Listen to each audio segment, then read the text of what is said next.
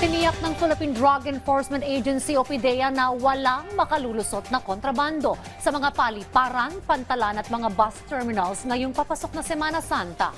Nagsasagawa rin sila ng random drug testing sa mga driver ng bus para masigurong maayos ang pagmamaneho. Mahigpit rin nilang binabantayan ang seaports at mga airports. Meron tayong interdiction teams.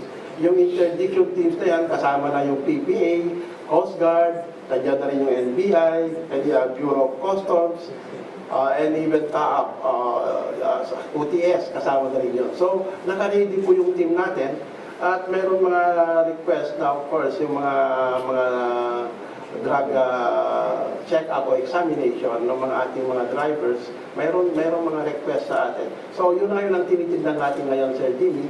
And yes, we will do what is appropriate and necessary para maging safe yung ating Semana Santa.